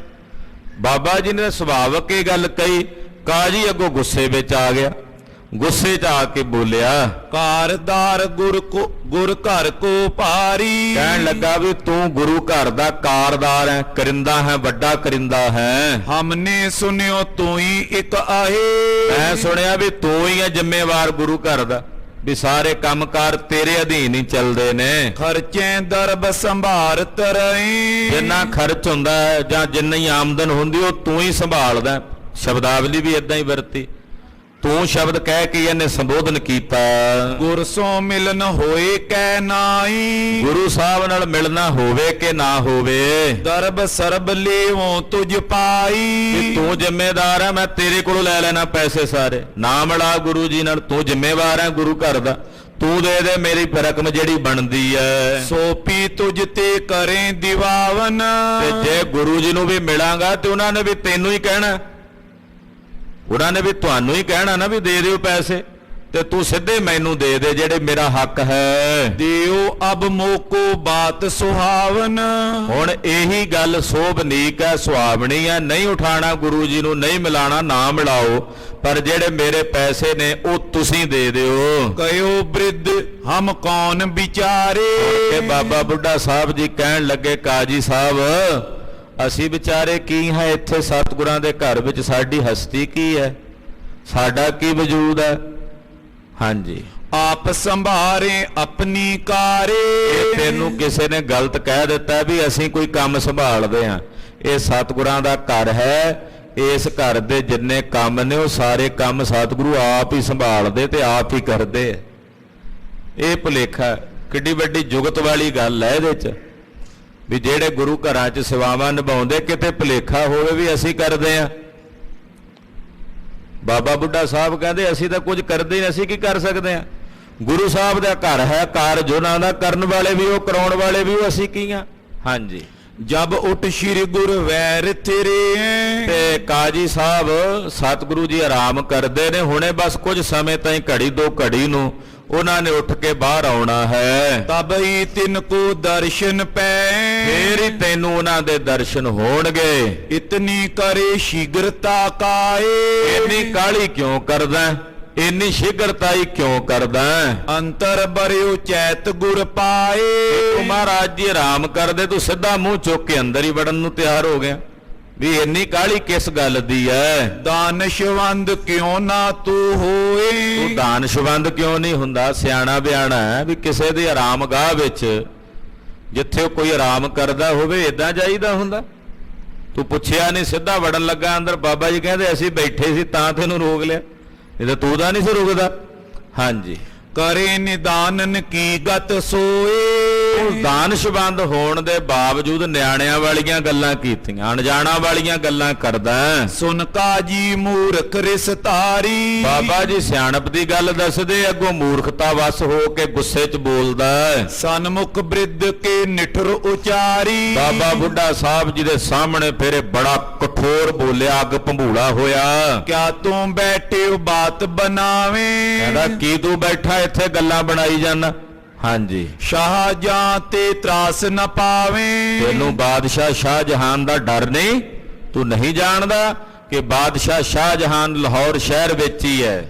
ਇੱਕ ਬਿਰ ਕਹਿ ਕਰ ਹਜ਼ਰਤ ਨਾਲ, ਇੱਕ ਵਾਰੀ ਜੇ ਮੈਂ ਬਾਦਸ਼ਾਹ ਨੂੰ ਜਾ ਕੇ ਦੱਸ ਦਿਆਂ ਨਾ ਸਾਰਾ ਮਸਲਾ ਵੀ ਗੁਰੂ ਜੀ ਮੇਰੇ ਪੈਸੇ ਨਹੀਂ ਦਿੰਦੇ, ਜੇ ਮੈਂ ਬਾਦਸ਼ਾਹ ਨੂੰ ਜਾ ਕੇ ਦੱਸ ਦਿਆਂ, ਲੈਹੋਂ ਬਨ ਦਮਾਦ ਤਿਸ ਕਾਲ, ਮੈਂ ਜਾ ਕੇ ਬਾਦਸ਼ਾਹ ਨੂੰ ਦੱਸਣਾ ਹੀ ਹੈ, ਤੇ ਬਾਦਸ਼ਾਹ ਨੇ ਮੇਰੇ ਨਾਲ ਇਉਂ ਤੁਰਨਾ ਕਿ ਮੈਂ ਫਿਰ ਗੁਰੂ ਘਰ ਦਾ ਜਵਾਈ ਬਣ ਕੇ ਲੈ ਲੂੰ ਪੈਸੇ। ਇੱਥੋਂ ਤੱਕ ਕਿ ਮਾੜੀ ਸ਼ਬਦਾਵਲੀ ਬੋਲੀ ਕਿ ਮੈਂ ਗੁਰੂ ਘਰ ਦਾ ਫਿਰ ਦਮਾਦ ਬਣ ਕੇ ਲੈ ਲਵਾਂਗਾ।